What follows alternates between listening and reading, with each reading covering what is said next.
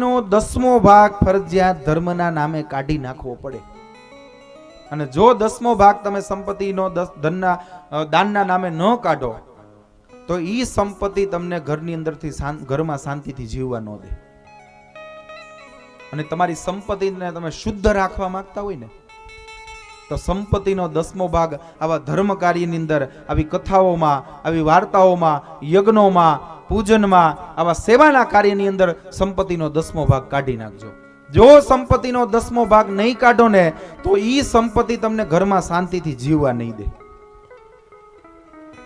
અને તમારી સંપત્તિ અશુદ્ધ બની છે એનું મોટામાં મોટું તમારે કોઈ પ્રૂફ જોતું હોય ને, એવિડન્સ, તો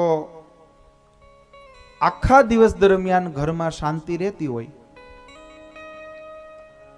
આખા દિવસ દરમિયાન ઘરમાં શાંતિ રહેતી હોય અને બરાબર જમવા બેસો અને ઘરમાં ડખો થતો હોય, સમજી લેવાનું કે આપણી સંપત્તિ અશુદ્ધ બની ગઈ છે.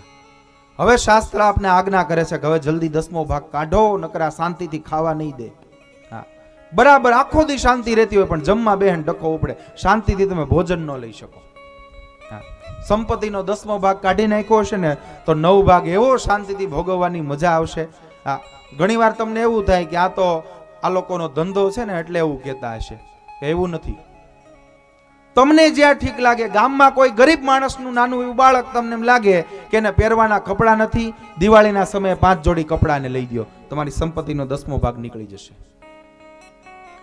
કોઈ ગરીબ માણસના દીકરા દીકરીને ભણવું છે, ભણવાના ચોપડા નથી, એના ચોપડા લઈ દો તો એ તમારો 10મો ભાગ નીકળી જશે.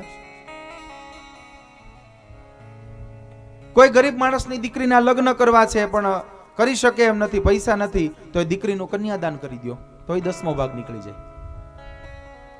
કોઈ મંદિર બંધાતું હોય, કોઈ દેવાલય બંધાતું હોય, કોઈ આવા સ્મશાનના ઉદ્ધાર માટેનું કામ થતું હોય, ત્યાં છૂટા હાથે દાન આપો.